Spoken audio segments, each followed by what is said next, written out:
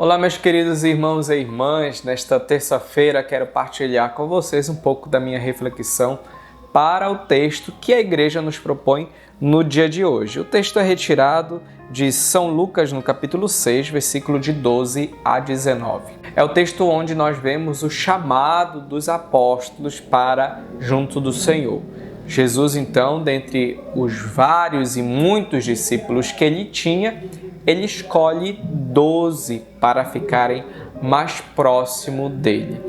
E o texto de hoje, ele na verdade apresenta o nome de cada um deles, né? Até mesmo alguns diz de quem é filho, etc. E uma coisa que me chama a atenção no texto de hoje é algo que Jesus fazia sempre. Na verdade, Jesus realizava isso de forma um pouco mais intensa quando ele iria realizar coisas importantes. Isso a gente vai notando nos textos dos evangelhos quando se trata de Jesus rezando. Nosso Senhor rezava e rezava muito, né? E não somente pregava o evangelho, saía, mas Jesus era um homem de muita oração. E o texto do evangelho de hoje, ele inicia com esta colocação, apresentando esta realidade de Jesus que reza bastante. Diz assim o texto: naqueles dias Jesus foi à montanha para rezar e passou a noite toda em oração a Deus. Vejam, Jesus não rezou apenas 2 horas, 3 horas de tempo. Jesus passou a noite toda rezando. Você imagina o que é rezar a noite toda? Jesus, na verdade, foi aquele que inventou a vigília. A vigília não foi algo inventado por um padre, por um bispo, por um papa ou por um determinado grupo. Não, a vigília foi algo inventado pelo próprio Cristo. O próprio Senhor inventou, vamos dizer assim, nos apontou este modo de oração, de ficar em vigília. Claro, eu não estou aqui querendo que você faça vigília sempre, mas só para fundamentar e para dizer para você que a vigília é algo que nós também podemos fazer e que também o próprio Senhor fazia isso. E diante de um evento tão importante para Jesus, que era o chamado e a escolha dos 12 apóstolos, Jesus se encontrava ali em oração, em uma profunda oração a Deus. E aqui o que nós podemos tirar de proveito dessa atitude de Jesus para a nossa vida é o seguinte: será que na sua vida você também se coloca em oração diante das coisas grandiosas e importantes que você vai fazer?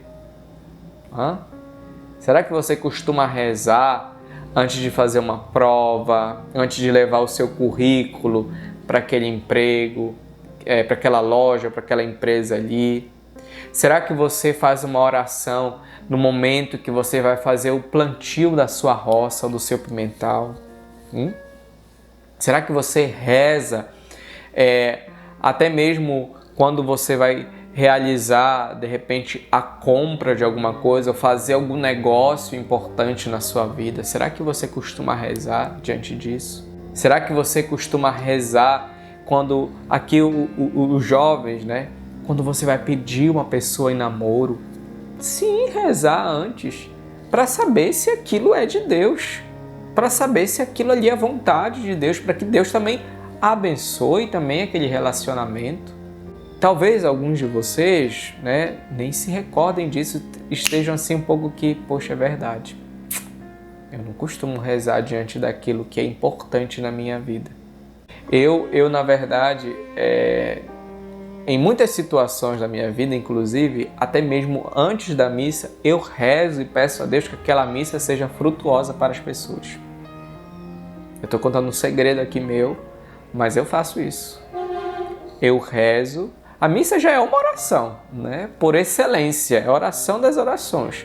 Mas eu peço a Deus e rezo a Deus para que a minha homilia, para que as leituras, para que os cantos, para que todo o conjunto que é a missa, ela possa de fato alcançar o coração do homem, alcançar o coração das pessoas.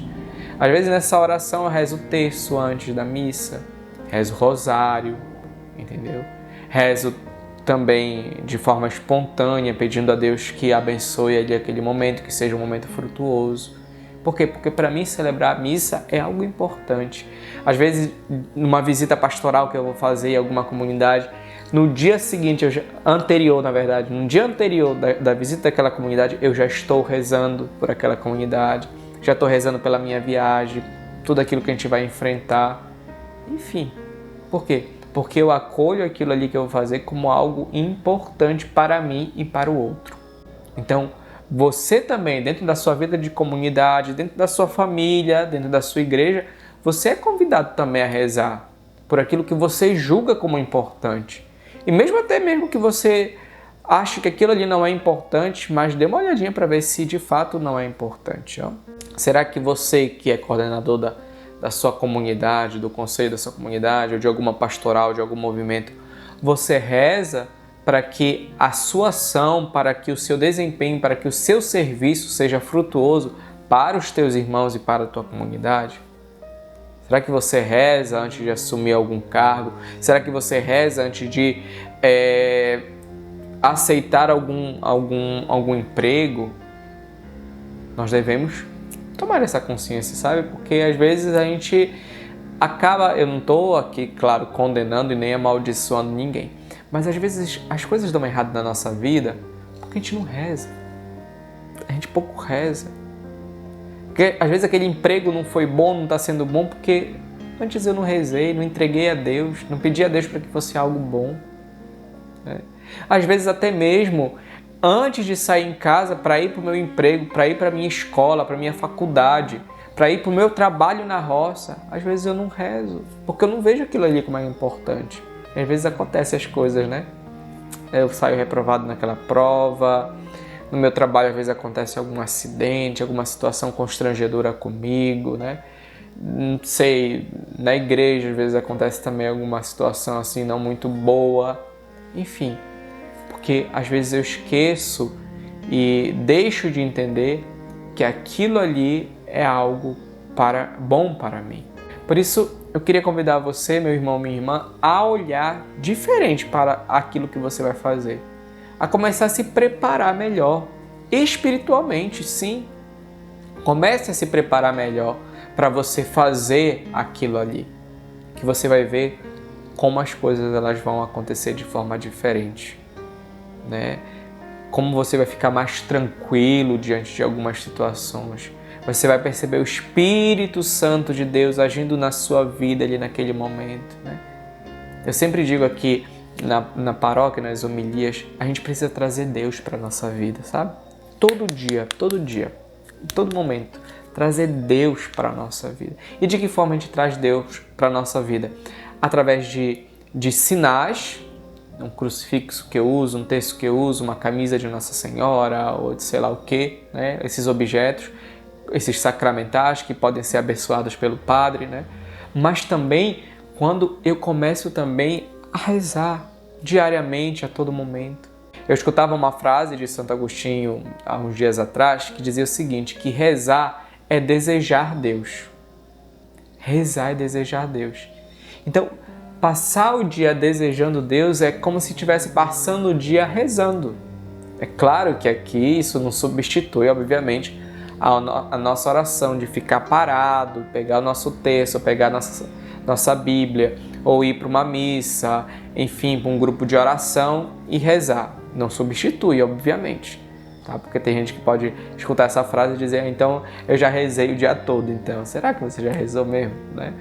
Mas só para dizer que esse desejar Deus, do qual fala Santo Agostinho, é uma forma de trazer Deus para o meu dia a dia. É uma forma de fazer com que Deus esteja nos meus planos, nos meus pensamentos, naquilo que eu vou assumir, naquilo que eu vou fazer. É uma forma de trazer Deus para santificar tudo aquilo que eu vou fazer e tudo aquilo que eu estou fazendo. Por isso eu quero pedir a você que se coloque em uma postura de oração diária, de uma oração constante, para que tudo aquilo que você for fazer, para que tudo aquilo que você for assumir, inclusive até mesmo seus afazeres, tipo o cozinhar, o lavar, varrer, para que todas essas coisas sejam conduzidas por Deus. A você, um ótimo dia. Shalom!